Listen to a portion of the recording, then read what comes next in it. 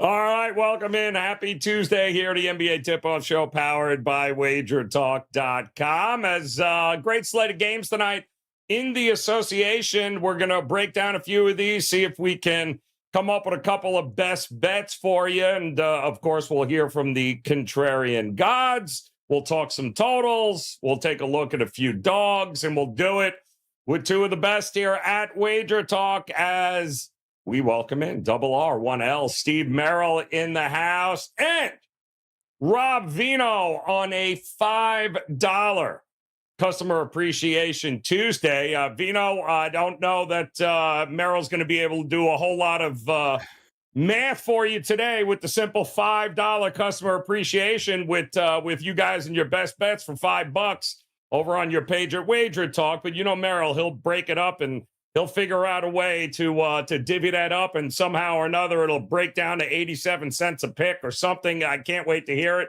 But we got an opportunity here for you guys with the contrarian gods, and we want to see what they're up here today. And of course, the contrarian gods are looking at, Suck Up City, the Rockets, getting 8.5 in this game here tonight. I don't believe they're getting a whole lot of love here. It looks like a whole bunch of tickets appear to be going the other way. But Houston has been known to surprise a couple of people here. And, of course, our producer, who's a big Houston fan.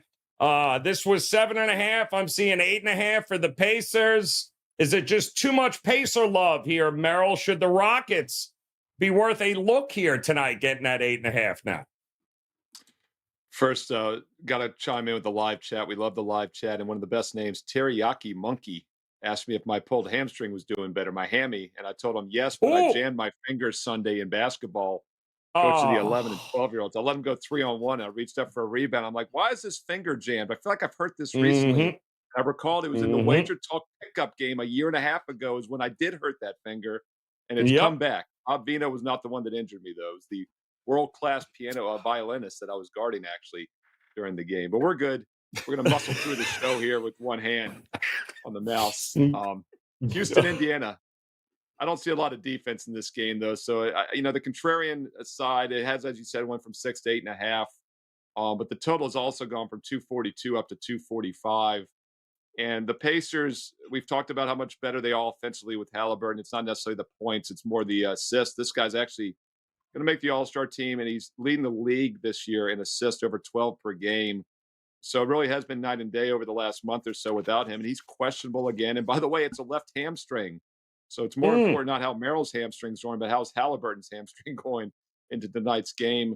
But the betting markets obviously make it look like he's probably playing, Joe. So I think that's one of the reasons we have seen the line go higher and the total go higher by about a basket. I'm not going to disagree with the contrarian god, so I'll look at the total instead. I think over 245 is probably the best way to play the game. All right there. Jalen Smith, Halliburton, Turner, and Bennett. I believe Mathern's going there, Rob Vino. So let's just assume we've got a full, healthy Indiana Pacers team here going tonight. I'm guessing Van Fleet's still out for Houston, but other than that, for the most part, they should be ready to go. Does 8.5 feel like too much for you here? It could be, Joe. I'm going to get into a couple of both teams here. Really, the head coach is on positive notes, the players on positive notes, but I'm going to read you a couple of things here that might suggest that Houston could at least hang within 8.5. I mean, when Indiana's healthy, they're the better team. But I'll start with Indiana, and this insertion of Pascal Siakam after the trade into the lineup. We always say it takes a little time, cohesion, all those things that are incorporated. But Rick Carlisle said about his starting lineup, they're starting to get real synergy. I put Andrew Nembhard back in the starting lineup, thought it really made sense for potentially the next few games. He gives us flexibility. How about this, Joe? It makes the ecosystem of our roster work better, according to Rick Carlisle. Ooh. It's a group that's starting to really feel each other, how to play each other. Pascal is getting more immersed in what we're doing. The play calls, what we do call, he fits right into that stuff. So Indiana, if you take from that an already good offensive team with Tyrese Halliburton at the helm, just gets better with Siakam in it. However, we've talked the last couple of weeks since latching onto those quotes from Ime Udoka about wanting to get Jalen Green to the boards and push transition-wise. Houston played Minnesota the other night and couldn't get it going. They had 23 transition points, fast break points, but because they couldn't rebound against that team, they couldn't get out enough. According to Jalen Green, we've got athletes on our team. We've got to push the pace and get up the court. We had some transition buckets, but we've got to push all game. Add into that Alperen Şengün, who said we should keep attacking and run. This team wants to run again, just like they did last year. I think at the start of the season, Udoka tried to turn them into a defensive team. It's not what they're cut out to be personnel-wise. And so now we're talking about two teams that really want to get up and down, which it could they lose contact? Maybe, Joe, but I'm willing to think that this line push upward doesn't really have to do with Indiana. It's got to do with Halliburton playing or the margin of personnel separation. You know what I mean?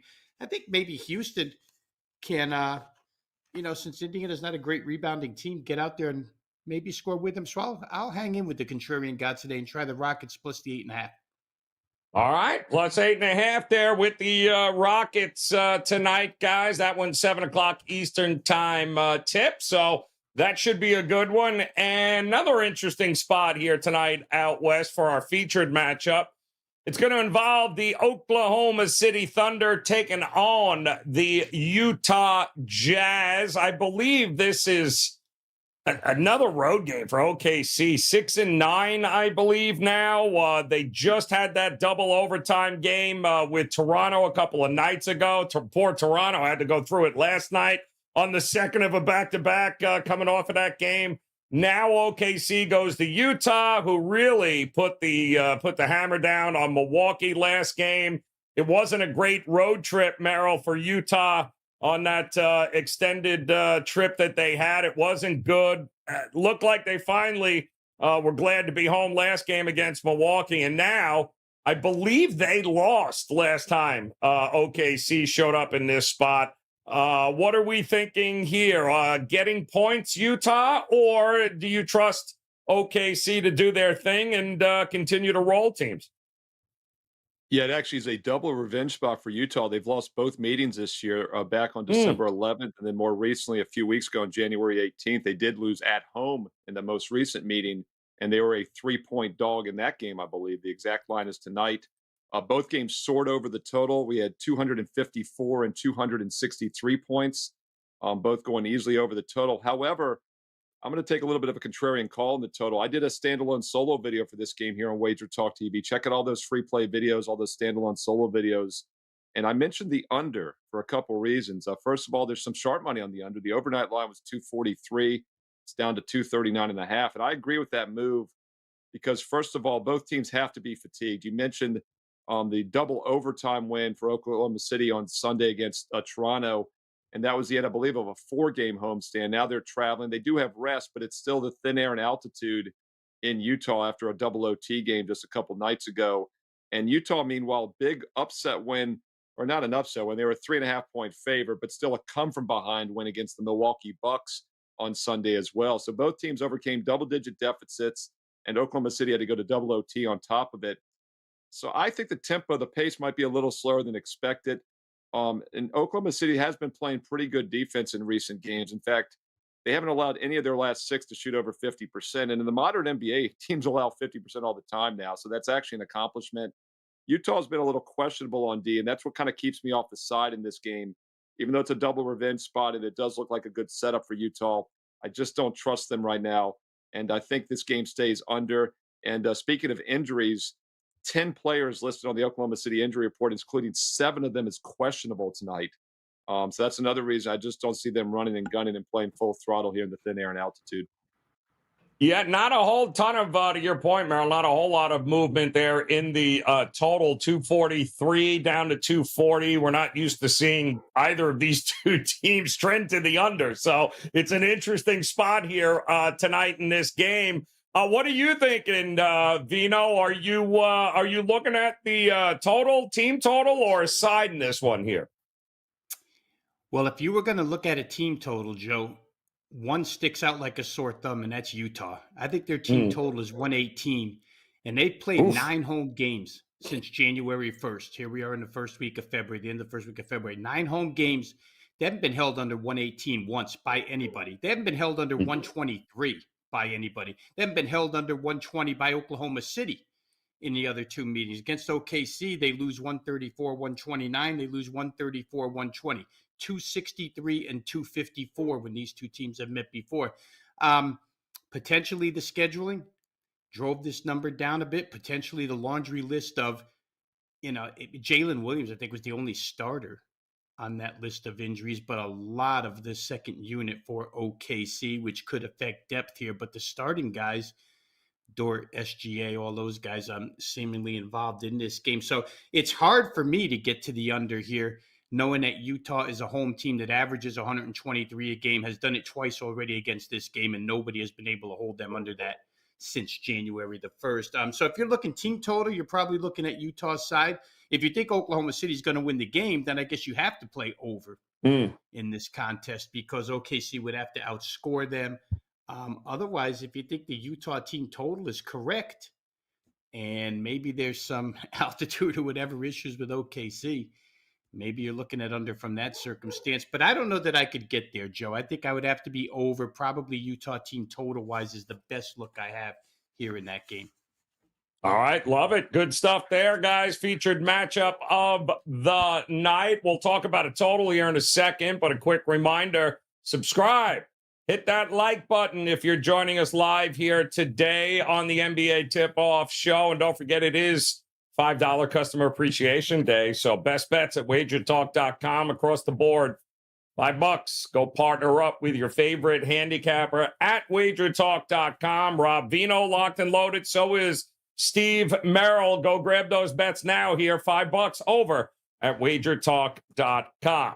All right, let's focus on a total and intriguing one because I thought it got a little crazy, and it does appear like we're starting to get some over money finally here with the Miami Heat taking on the Orlando Magic. I saw this thing at 212 and a half early this morning. Now it looks like 214s are starting to pop up. And listen, I get it. It has not been a great offensive run for the Miami Heat at all here. But I will say in their defense, they weren't expecting Tyler Hero last game to come down with a migraine. They weren't expecting Duncan Robinson still to be in the concussion protocol. Boy, did it sound like I had Miami in that last game against the Clippers? But it looks like both those guys might very well be back here tonight. And if it is raining threes, it feels, Merrill, like I'd rather be holding an over ticket here than an under ticket because it just feels like Miami is waiting to put together one of those big offensive games here. Not going to be easy against the Magic, but they are home and kind of back against the wall here. They got to stop the bleeding somewhere, don't they? Yeah, it's interesting. Ski Prophet talked about this game with Teddy Covers and myself on Wager Talk today about 4 hours earlier, and he likes the under in this game. Teddy said he liked the under as well. It was on both of their short lists. And Ski said his one concern was if Duncan Robinson hits like 8 or 9 threes. And of course, at the time, he was listed as questionable after the concussion protocol for the past week. But now in the 4:30 Eastern update, you do see him as available. I didn't even know that was a term, but I guess available means he is not questionable. How much he plays, we'll see. And, as I said on the show earlier today, if you could tell me 3-point margin or you could tell me turnovers in the NFL, we predict about 80% winners probably on the blind. That is always the great uncertainty in college and pro basketball. It's the 3-point shot. Let's just say everything's normal here. The Heat still, I think, are a little bit questionable on offense. And I think so are their opponent tonight in Orlando. So I would lean under as well. But they have been quite a drop from the opener. This was as high. It's 213 and a half. Really hasn't moved too much. We've seen some 214s out there, but mostly 213 and a halves.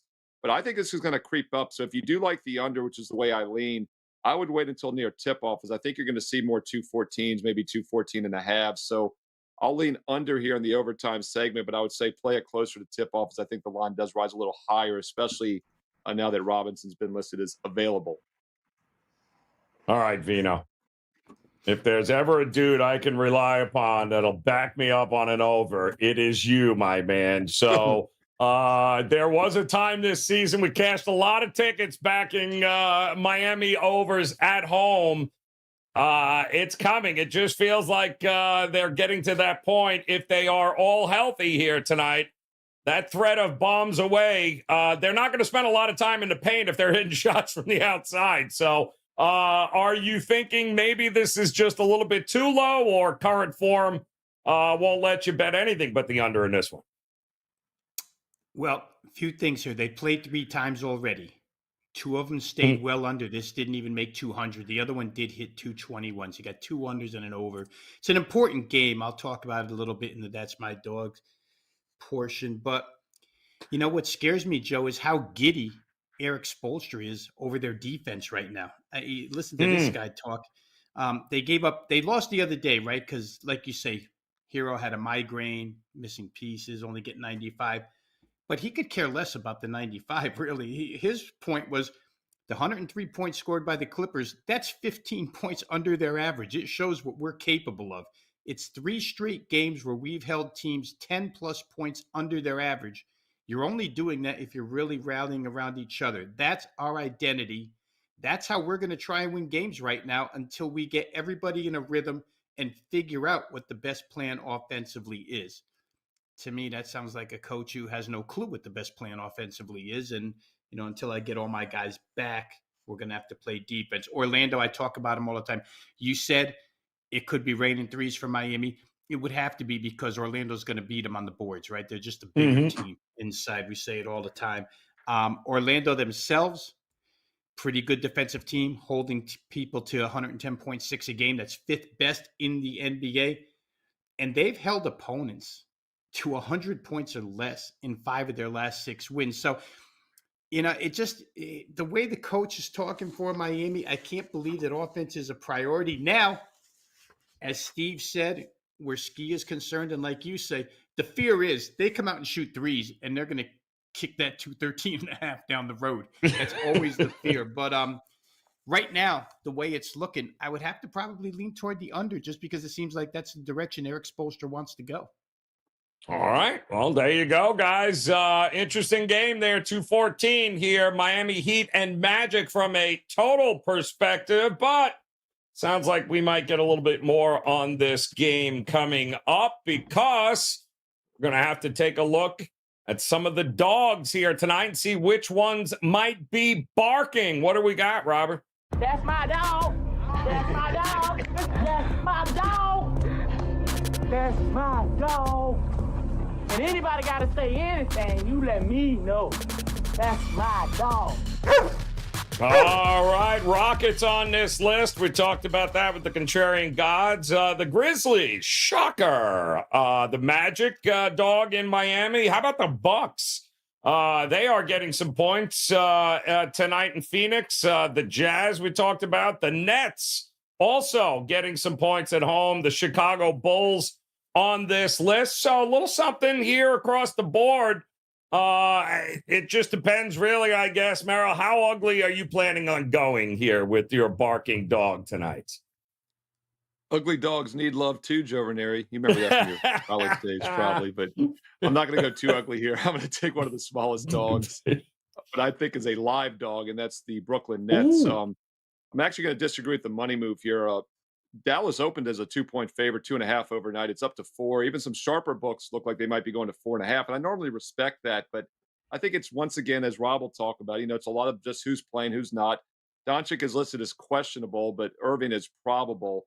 I think some of it's just it looks like those guys might play, but this does not look like a good spot for Dallas for a few reasons.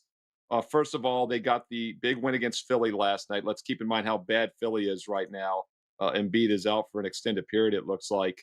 And it was also a focus spot for Dallas. In fact, one of those free play solo videos I talked about, I did yesterday for that Philly-Dallas game, and I recommended the under because both Philly and Dallas were coming off losses, coming off terrible defensive showings, and I thought there would be more defense. And that game stayed under by about 20-some points last night, and Dallas allowed just 43% shooting. But I don't think that happens again here. The previous 6 games, the Mavericks had given up 51% shooting or more in 6 straight, and in 8 of their previous 9. So that 43% last night was more just Philly is struggling than anything. Brooklyn, meanwhile, at home, they've won 3 of their last 5 straight up. and they're coming off a terrible showing last night against Golden State, one of their worst offensive showings of the year, 98 points, 38% shooting. But it doesn't bother me because I actually had a strong best bet on the Warriors last night as my top play at wagertalk.com for my clients. I thought Golden State was in a good spot. Brooklyn was not. So no red flag there. I look for a bounce back from the Nets and a possible flat spot here from the Mavericks. So I think Brooklyn +4 is a live dog tonight on Tuesday. All right, not that ugly. In fact, interesting spot here. +4 in that game for the Nets right now. And Vino, sounded like there might be a side preview here with the Orlando Magic taking on the Miami Heat. What are you thinking? Yeah, I don't know, Joe. That was my fourth choice. Actually, there's days when I come on here and I can't find one dog that I want to make a case for. I could have made it for 4. I won't make this another case for the Houston Rockets because that might seem like I'm really trying to kiss up to Robert. So once is enough to talk about the Rockets. I wanted to try the Bucks, but without knowing about Damian Lillard, I'm a little nervous there. But it is Phoenix's first game back off a long, long road trip. And you know what we think on this show about those teams. We like to fade them. Third choice, and the one I'll probably end up talking about here, because I think I'm going to throw what I sent in the garbage. The Grizzlies +14.5. The game I told the production staff I would talk about was Orlando +3. Real quick here, Joe, where that's concerned. Big game for both teams. It's a 2-1 season series. Orlando, I think, leads Miami in the standings by 1 game. I kind of like Orlando because they're playing so well. But I think for this portion of the show, I'm going to go with the Grizzlies +14.5, just because it appears to be a really low scoring game. The fact that the Knicks, we've talked about Memphis's absolute decimation of personnel, but the Knicks are in the same boat. They're missing like 4 starters right now. It's Jalen Brunson and a crew of reserves, and they can win the game on defense alone here. They don't necessarily have to win by 15 points. If you're thinking that you want to play a correlating parlay, that parlay, if you're going to play the Knicks, would have to be Knicks and under. If you're going to play the Grizzlies, it probably adds up to Grizzlies and under. So I think the +14.5, they've had a day off, the Grizzlies have. We've talked about their energy and effort. There was a point last week where I thought they were on fumes. Kind of a back-to-back effort showed they were on fumes, but they played good offensive teams. I think Boston got them for 131. The Knicks realistically aren't going to get anybody for 131 points. They could probably win this game with 105. And you catch something in that like 105 to 92 range, and you get a win with Memphis. So for purposes of this segment here, I think I'm going to take the Grizzlies +14.5. They probably won't win, but the Knicks are in not just as bad, but they're in pretty rough shape injury-wise as well. And Thibodeau, head coach Tom Thibodeau, has as much said so. And like I talked about with Eric Spoelstra's quotes, the Knicks are kind of hinting that they're just going to lean on defense for a while till they get Julius Randle, Anunoby, all these other parts back. We got a whole slew of good information there, guys, when it comes to the dogs tonight, but wasn't a best bet. We still have best bets ready to go here. And before we get to them, don't forget $5 Customer Appreciation Day. Now's the time. These guys are going to tell you what they got locked and loaded over at WagerTalk.com. Absolutely no reason not to go grab these best bets for just $5 now over at WagerTalk.com. And we throw 60 seconds on the clock. Merrill's got his abacus. He's ready to do all sorts of math here for Rob Vino and company. So, Merrill, 60 seconds, my man, all you. Where are we going for a best bet tonight? You just said prop. Well, you subliminally said prop. You said abacus, but I meant to bring the Iron City beer shirt. I completely forgot to go get it, Joe. I apologize. I will be better tomorrow and bring it on Wednesday. Anybody who doesn't understand, check out the college basketball tip-off show. It's the replay here from 2 o'clock Eastern today with Adam Trigger and Brian Power. Some fun talk there. I'm going to go back to a game we just talked about here and look at the under between Oklahoma City and Utah. I also did a standalone solo video, a 5-minute video, so check that out for a deep dive into the reasoning why. They both have played high-scoring games twice this year, but Oklahoma City, once again, 7 guys questionable tonight. thin air and altitude after a double OT 2 days ago. I think it'll be a slower paced game than expected. So take a look at the under in that game. I've got a bonus-free college play on my page for Tuesday night and 3 best bets, including that $5 special tonight on Tuesday. And by the way, #1 in basketball this year, college and pro combined, since the season started in October. Not a bad 3-for-1 special for Tuesday night. Steve Merrill, WagerTalk.com. Not bad at all, Merrill. Very nice. All right, Rob Vino, plenty to build off of there here, my man. So we've talked about just about every dog on the board. So where on this card might you be looking for a best bet tonight? An over, of course, right, Joe? Let's go to the overs. We haven't gotten one out of my mouth yet today, so we got to get one out now. Steve talked about the game from a side perspective earlier. I like Dallas, Brooklyn to go up and over to 236.5 here. At the time when I released it to clients, I didn't even know if Luka was going to play. It does look like, because of the line movement, that maybe he will. But even if he doesn't, it just seems to be a really good spot here. Dallas played defense last night like they haven't played all season long, but that was against a banged-up Philadelphia team. Wouldn't expect that to happen on back-to-back nights. The fact that they're both on back-to-backs doesn't bother me because there's really no travel involved. The Nets stay home. Dallas travels from Manhattan to Brooklyn, big deal. So back-to-backs doesn't bother me. The 2 games where Ben Simmons played before he took a rest, those net games hit 261 and 257 total-wise. And the team itself scored 147 and 136. It's a homecoming of sorts for Kyrie tonight with no rim protection for the Nets. I like over 236.5.